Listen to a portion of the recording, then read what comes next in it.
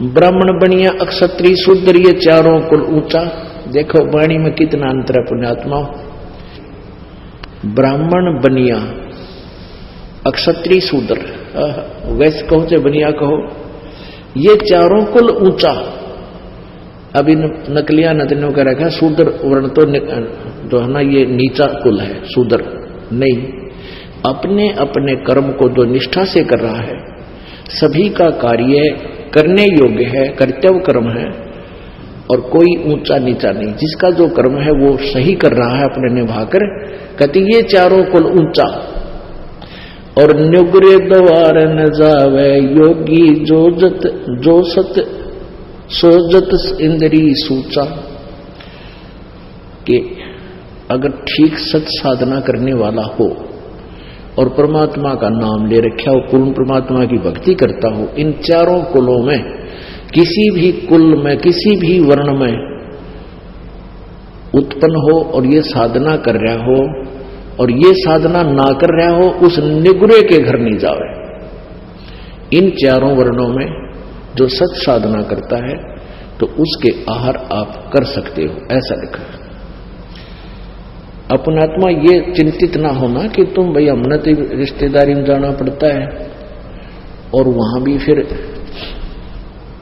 रोटी तो खानी ही पड़ती है, मारे भी बाहर लगेगा, वो भी नुगरे हैं। तो उसका एक बता रखा है एंटीबायोटिक आपको, कि कहते हैं आप वहां जाते हो, खाना खाने नहीं जाते उनके वहां पर, और आपके पास एक ऐसे मंत्र हैं, उस नाम के जाप से, ये तो जो भक्ति नहीं करते ना उन पर असर है, और किसी कारण से आप जी ने कहीं आहार करना पड़ जाता है तो परमात्मा का नाम जाप करते रहिए। और अन्नदेव की आरती है छोटी सी, उसको आप कीजिए, आपको हानि होगी नहीं आपको, और जिसका अपना आहार किया उसको पुण्य हो जाएगा। इस तरह मालिक ने बताया। ये तो उनके लिए बताया जो मांगते फिरते हैं और फिर भक्ति की भी रीस करते हैं। पहले तो साधना शास्त्र विरुद्ध, और फिर किसी का भोजन लेकर खा लेते हैं, उनके पास वो भक्ति सत्य है नहीं जो उस पाप के भोजन को हजम कर सके, यानी उससे डिस्टर्ब ना हो। तो आप जी को मंत्र दे रखे हैं, आपका मन वहां रोटी खाने का नहीं था, किसी विशेष उद्देश्य से गए हो, गए को आहार किया दिया है तो आपको हानि नहीं होगी। ये उनको कहा जाता है जो परमात्मा की आड़ में उनको लताड़ा जा रहा है, जो भगत और संत बनकर और फिर मांगते अंडे। क्या बताते हैं, राजा राज रसातल जाई, कौन छती सो डांडे, सब है अपावन कहिए भाई, योगी किस दर हांडे। अब ये संत है ना नकली, ये राजाओं के गणे जाया करते, क्योंकि वहां अच्छी जो है ना उनको पैसे मिलते थे, तो वहां से वो भिक्षा अच्छी मिलती थी, उसके लिए वो दक्षिणा अच्छी मिलती थी। तो यहां बताते हैं राजा राज रसातल जाई, राजा नरक में जाएगा, क्योंकि कौम छती सो डांडे, अब सभी अपावन कहिए भाई, योगी किस तरह हांडे।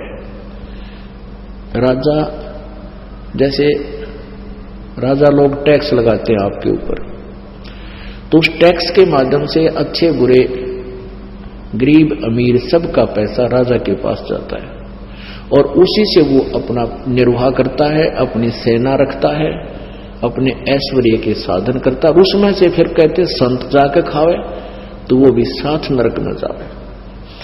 एक हलाई सेंस कसाई, पलड़ा बेस बजावे, और कोठे माही नाज घाल के कोरा काल मनावे। एक अलाई होती है, जैसे किसान हल जोतता है ना, और 1 एकड़ मान ले जमीन है 200 फुट लंबा और 220 फुट लंबा और 198 फुट चौड़ा, ऐसा 1 एकड़ होता है। तो उसमें हल से संवारते समय वो लगभग 20 फुट चौड़ा और 180 200 यानी पूरे एकड़ की एक साइड की लंबाई ले लेता। तो उस 20 बाई 220 मान लो, एक हलाई में जो वो हल के द्वारा जमीन खोदता है तो उसमें उसको 1000 कसाईयों जितना पाप बन जाता है। बताओ। और फिर कहां जाता है वो, क्या करता है उस पैसे, जैसे घन अन्न हो गया किसान का, फिर वो बेच का होगा बनिया का, बनिए का बेचता है तो बनिया के सोचा है उस अनाज को अपने कोठे में अपने सटोर में रख लेता है और फिर न सोचा ये भगवान इनका काल पड़ जा और तेरा गेहूं महंगा बिक गया। वो पाप का भागी, कितनी दुष्ट सोच हो जाती है उस बिजनेसमैन की। तो कहते हैं 1 अढ़ाई सेंस कसाई, मान लीजिए तो किसान के घर भोजन खाना चाहता है तो उसके ऊपर इतना भार बन जाता है। अपने आत्माओं, ये अध्यात्म ज्ञान है, ये तत्व ज्ञान है।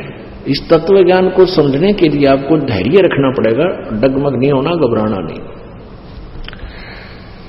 अब जैसे आप जाते हो किसी के घर, खाना भी खाना पड़ता है, किसान के घर भी जन्म है रोगों का, और भी बनिया के घर भी जन्म है। तो जैसे हम प्रतिदिन कपड़ा पहनते हैं, जैसे हम प्रतिदिन कपड़ा पहनते हैं और ये मैला हो जाता है, स्वाभाविक है, तो इसको धोने के लिए साबुन और जल का प्रयोग किया जाता है, ये स्वच्छ हो जाता है। ऐसे आपको एक मंत्र दे रखा है सतनाम। इस सतनाम के जाप से आपके ऊपर ये भार नहीं बनेगा। अब जैसे आप किसी रिश्तेदार के यहाँ चले गए, आपने आहार तो करना ही पड़ेगा, अपने मंत्र जाप करना, आरती करें, और अब आपको तो लाभ बाहर बनेगा नहीं, क्योंकि आपके पास तो वो साबुन और जल है, मैल कट जाएगा। और आपको आहार कराने में जिसके घर आपने भोजन पाया उसको पुण्य मिलेगा, क्योंकि संत भगत के खिलाने का, भोजन कराने का बहुत पुण्य होता है। अपना आत्मा तुम गड़बड़ ना कर दियो, कभी भक्तान बुला के जमान लाग जाओ, कभी मेरे वाले इस काम में फिर फेल कर दो तुम नहीं। अपनी भक्ति करो, सब न राम नाम पर ला दो, और वो भी भक्ति। तो फिर वो दूसरा तरीका, पहले क्या था, या परमात्मा आते हैं एक सुचारू, स्वयं आते हैं या मेरे जैसे दास को भेज देते हैं, ज्ञान वही होता है, परमात्मा विधान वही होता है, अप्लीकेबल वो खुद भी करते हैं, अपने नुमाइंदे रिप्रेजेंटेटिव से भी उसको वो सुचारू करवा देते हैं, लागू करवाते हैं। तो पहले क्या होता था, जैसे शादी ब्याह होया करती, ब्याह होता था तो पूरे गांव में से प्रत्येक, पहले तो चूल्हा न्योत होया करता, छोटे घर थे, गांव थे, पूरे के पूरे घर को आमंत्रित करते थे कि आज आपने हमारे घर भोजन खाना है। जिस दिन ब्याह होता था बेटे या बेटी का, तो क्या कारण था कि वो सभी भक्ति करते थे, साधना किया करते थे, और इसी प्रकार उन्होंने अपने समागम शुरू किए थे। भी एक आध्यात्मिक अनुष्ठान भी करते थे, जोत तो अभी भी लगाते, भंडार जब करते हैं ना, ये विवाह शादी में जब जलेबी लाडू बनाते हैं, कहीं रखते हैं, तो जोत अब भी जलाते हैं उसमें। तो अब तो वह लकीर पीट रहे हैं, और आज तुम्हारा खाका ये मैं तुमने बोला, तुमने मैं तुम्हारे खाका आया था, इसलिए वो एक परंपरा बनी। पहले ये उद्देश्य था कि सभी भक्ति करते थे और भक्तों को अपने घर पर बुला के आहार कराया करते थे। तो ऐसे फिर वो कभी उनके होता था, वो भी यही लालच करते थे कि सारे भगत आवें, भगवान की यहाँ चर्चा चलावें, अन्न खावें, संत को खिलाने का लाभ मिले। तो ये परंपरा चलती चलती फिर इतनी बिगड़ गई, फिर नौते शुरू हो गए। तुम वो न मारे, नौता दिया था मैं भी उनके देखा हूं, अन्यथा नहीं। तो ये प्रोग्राम तो पहले बिगड़ा हुआ रूप हो गया। तो ऐसे आप अपनी भक्ति करते रहिए, आपको हानि नहीं होगा। जैसे ये दास आपको मना करता है कि जो कोई धार्मिक अनुष्ठान करते हैं, आन उपासना करने वाले, वहां आपको नहीं जाना चाहिए, उस दिन आहार नहीं करना चाहिए वहां पर, क्योंकि उस दिन वहां जाने में आपका सहयोग होगा उस शास्त्र विरुद्ध साधना में। गीता जी अध्याय नंबर 16 के श्लोक नंबर 23 में कहा कि शास्त्र विधि को त्याग कर जो मनमाना आचरण करते हैं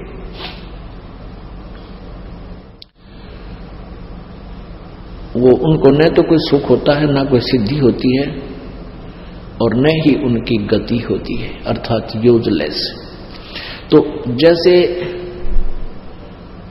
शास्त्र विधि त्याग कर मनमाना आचरण करने वाले को परमात्मा के द्रोही कहा है, यानी विधान तोड़ रहा है। जैसे कोई चोरी करता है या कोई और अवैध कार्य करता है, उसमें आप भी सहयोग देते हैं तो दोनों दोषी होते हो, इस प्रकार। और वैसे आप कहीं जाते हो, खाना उद्देश्य है, लेकिन जो मांस मिट्टी शराब वगैरह प्रयोग करते हो उनका तो आहार भी नहीं करना चाहिए। जिस दिन कोई जैसे धार्मिक अनुष्ठान करते हैं या ड्रामाबाजी को 13वीं कोई 17वीं कोई की तो और लड़का हो गया तो और पंगा, तो उनमें नहीं जाना चाहिए आप जी को, बिल्कुल भूल के भी नहीं जाना चाहिए।